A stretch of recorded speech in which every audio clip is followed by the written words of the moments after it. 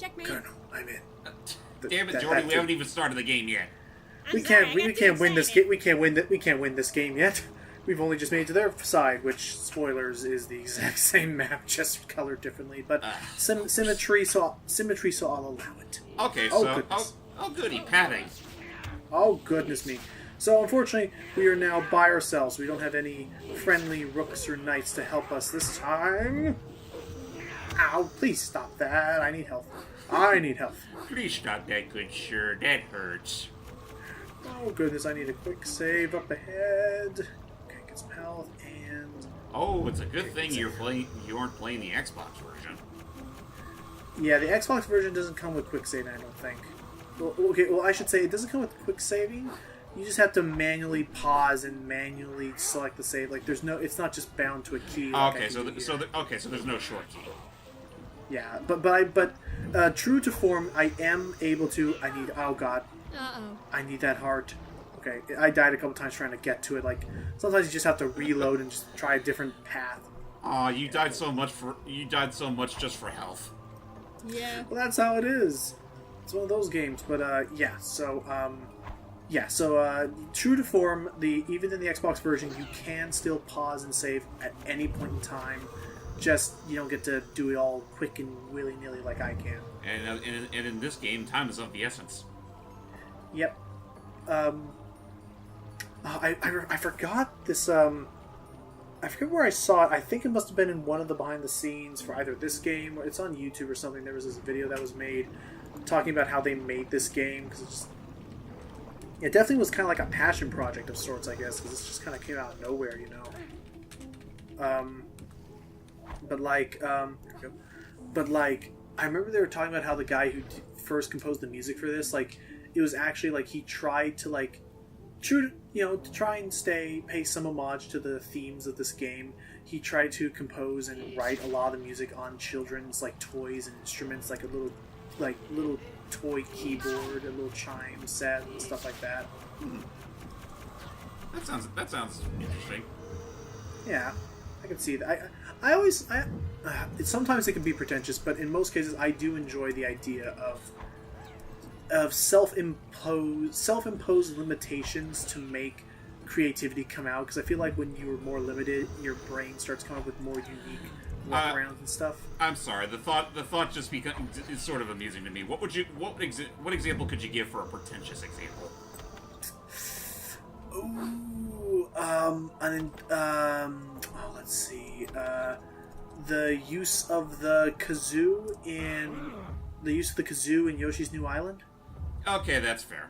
The Queen! No, please! Right? No! You kind of know the drill at this point. Off with her head. Well, at least she doesn't excrete blood.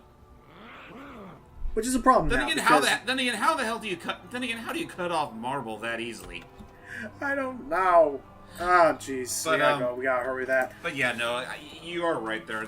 The use of the kazoo in Yoshi's New Island was fucking stupid. I mean, I've heard kazoos be done okay, but I think they overdid it with that one. Yeah. And well, to its credit, they only use it for 3 songs or so at the very most. Probably, yeah. I mean, I'm honestly one of those people that don't think Yoshi's New Island's soundtrack is as bad as people think. It's just that the kazoo is just so bad that it kind of lingers. Mm-hmm. And it just stays your entire perception of the soundtrack, even if it's only used 3 or 4 times. Oh my goodness! Stop attacking us! Seriously, but actually, as far as some of the okay, there's also the matter that most of the songs in that soundtrack were mostly just renditions of the same theme, which I like the theme, and I do like the remix they're adding into Smash Ultimate. But I just immediately remembered one of the later stages actually has a rendition of the theme that sounds like it wouldn't be ill-fitting in SpongeBob.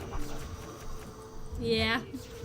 Yeah, it's like a ukulele cover of the song, which I swear the sound font sounds like it was ripped straight from the show. I'll have to show you guys later. Mm-hmm. And meanwhile, as we try to search for the Red King, even though we kind of failed in our mission to save the Queen. What are your thoughts on the matter, Logan? I think he went BRB. Oh, he did? Yeah. Dang it, don't leave us all alone with all these red brutes. Too late. All we have to our name is this weak-ass Vorpal blade. Which is pretty And- colorful, by the way. Nice and purple. That's true. Then we also have our beaten stick. Oh, wait a minute, this looks Alright. rather ominous. Okay, now we're gonna have our fight with the Red King. I think we are. Let's I see. sure damn hope so, because this is starting to look a little repetitive. Yep. Okay, there he is. There he is. He does look good Alright. in red, also. I'll give it that. And we just get cut right to the fight. No shared no opening words between the two. We just get right on it. Then again, I guess not that much different from when we were fighting the centipede, whatever. Oh, you mean the centipede? The centipede, yeah, sorry. Yeah, that guy. There's too many peas. There's too many peas in the insect kingdom. Mm-hmm. So yeah, from the looks of it, he mostly relies on laser beams, and yeah, that's about it. You think he would have had? Though thankfully, with the power of ice, it looks like he's easy pickings. This feels so awkward. Jordy, do a tap dance routine. Oh, wait, stop! You just smushed hype. Oops. Well, not that it matters, because we just took out the Red King.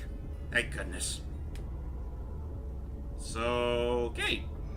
Now what? Alright. Let's see. We go up this pillar here. I mean, I'm doing the best I can here, folks. I've never even seen this. I haven't even seen this game in action up until now, so...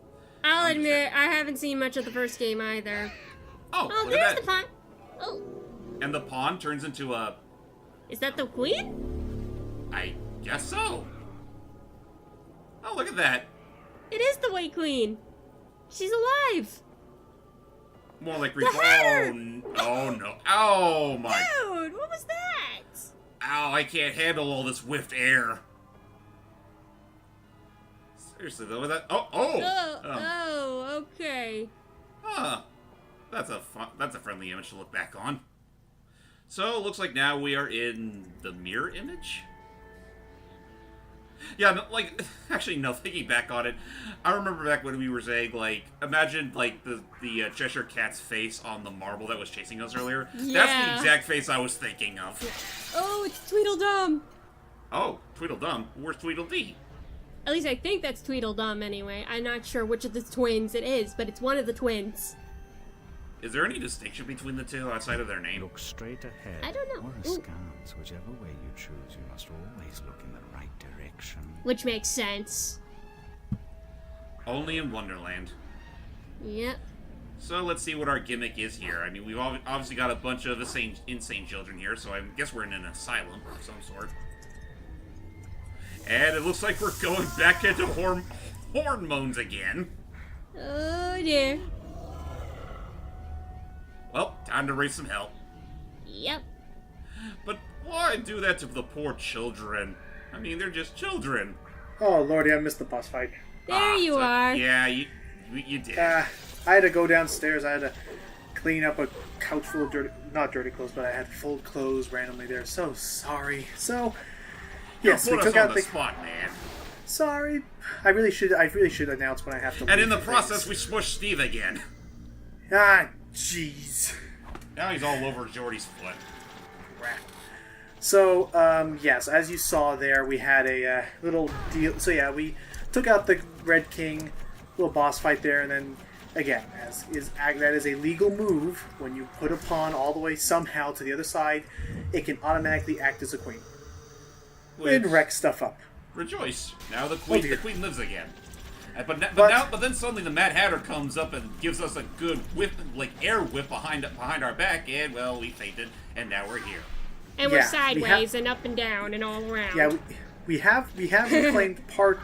We have reclaimed part of the Jabberwock Eye Staff, which is nice. However, now we have to deal with the Mad Hatter, and in particular, we are in what appears to be a representation of the asylum that we were in. We're about to enter some of the stuff, and yes, if you're wondering, yes, this is basically a hall of mirrors, and it can be a pain and a half to navigate.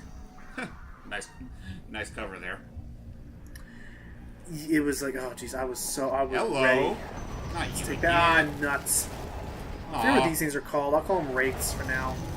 I think they are or, wraiths, or actually. banshees or something like that. That's the second time he's been frozen today. Also, this is before I realized I thought you could only shoot them when they're visible. You can actually shoot them whenever with the ice beam, so don't worry about being so. Of course. Oh, cool! We got my favorite weapon in the game. Oh, what's this? Jax. Jax? Oh shit! Like, wait, caltrops? Basically, they act like caltrops. You toss the little ball.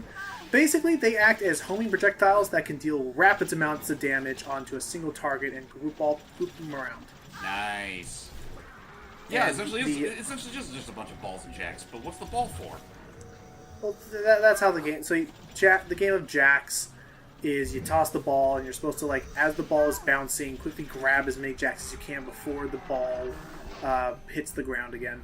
In this case, yeah, that much I know. I'm just wondering what it means in the context of this. oh, nothing. It's just for fun.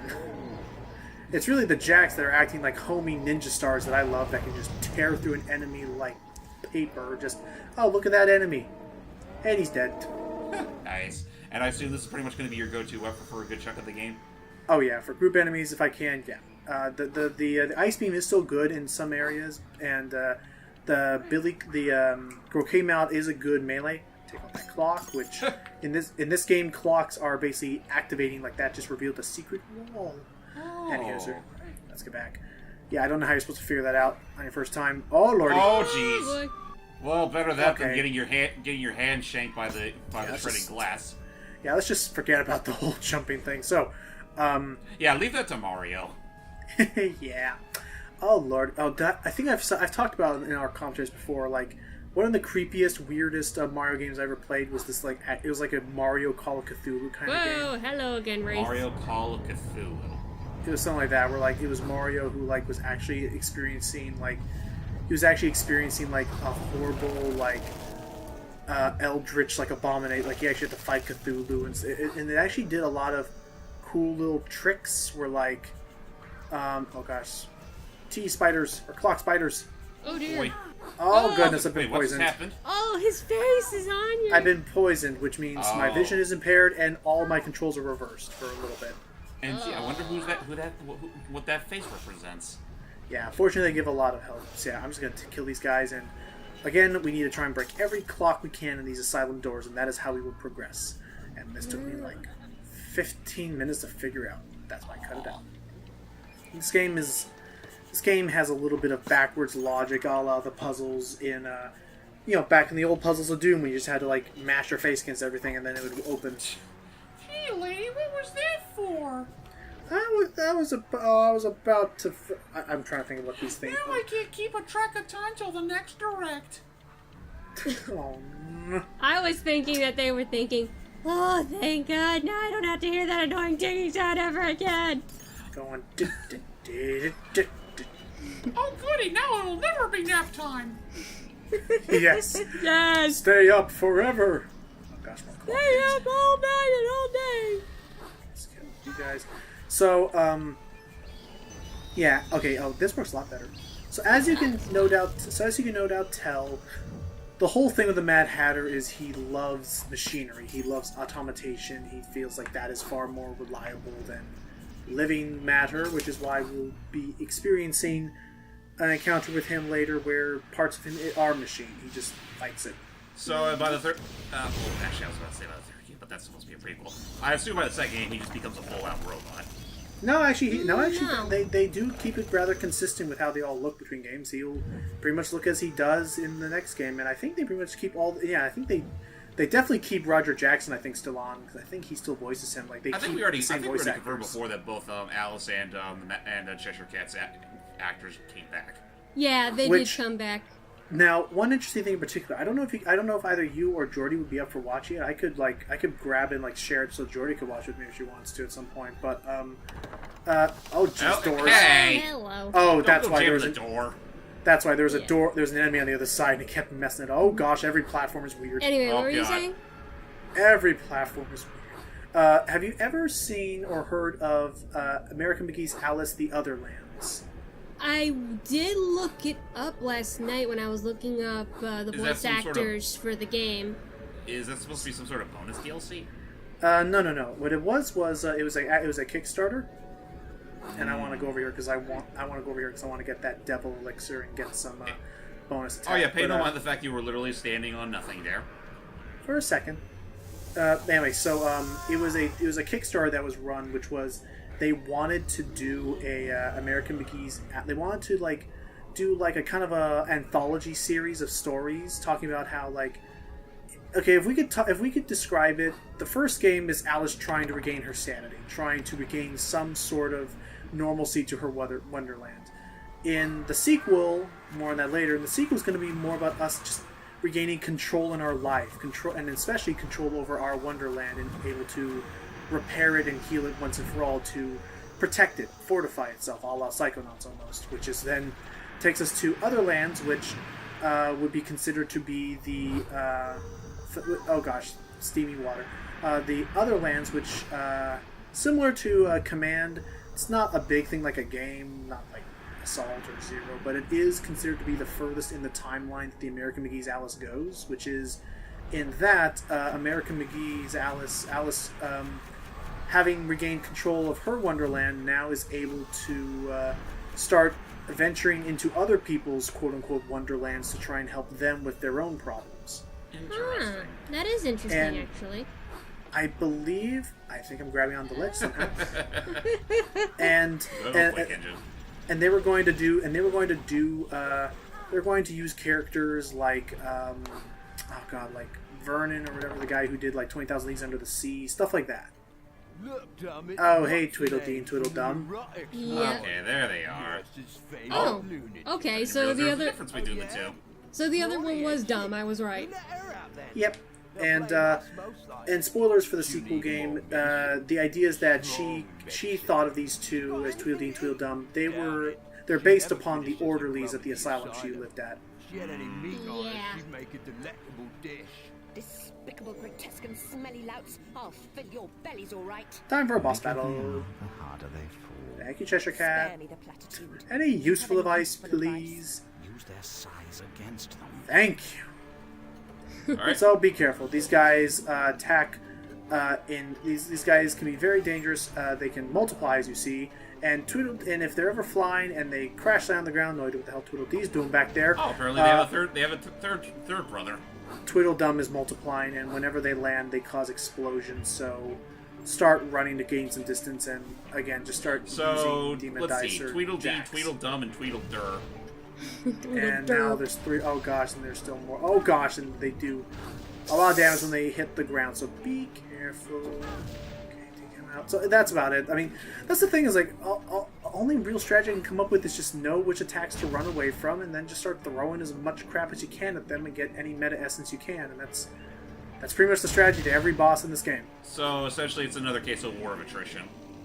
Yeah, pretty much every boss is pretty much a war of attrition. Grab those meta essences and outlast, outlive, outplay. Do you Survivor. think the sequel's better about that? Oh, much better. There's Yeah. actual phases. There's more. I would say that the sequel does a better job of making you feel like, because this game, like, you're playing it, but like there are definitely moments where you're like, what am I supposed to be doing? Like, I'm gonna keep doing this, and I hope it works. But in that one, you definitely have better feedback of, okay, what I'm doing is working. I should continue doing it. Gotcha. You know, that does remind me, though. I do know that there's some people in the community that do find the first game to be a bit better than the sequel. What do you think that the reason is?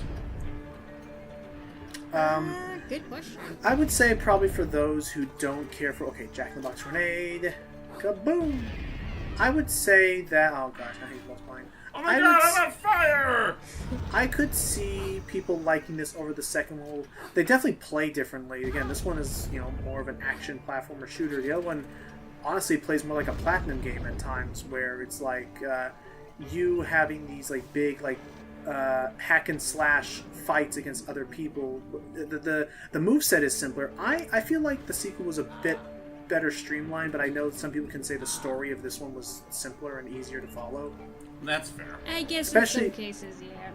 Especially when we start like bridging between reality and Wonderland, because that's going to start happening in the second game. That's 'cause right. We're going I slowly forgot. mad, and we've done it. Oh. Yes, Mr. Textureless Mad Hatter. Aw. His Oh, we saw legacy him will for a little never. bit. His legacy will forever be tarnished by HD texture problems. What is this? Freaking HD texture pack my butt. I think we cleaned him too much. And you would know. He's a marshmallow man. But I mean, that being said, like, hearing the dialogue, they do. I think this game does a decent job of creating that weird, like, what to the dialogue with, like, speaking in poems and riddles and stuff. This isn't always the worst thing in the world until you start getting a little too, Vague. yeah, or pretentious. How? Tell me, what do you mean? And then you have some games that, again, just try too hard to go with this narrative choice, like, say, in Child of Light, where everything was spoken in rhyme. Yeah. So with that said, join us in the next part where we will be chasing the Mad Hatter to his own inner machinations and hopefully escaping from this realm with another piece of the Jabberwock staff. Going through his own inner machination sounds like hell in itself. Yeah. Till next time, everybody. See you guys. Bye bye.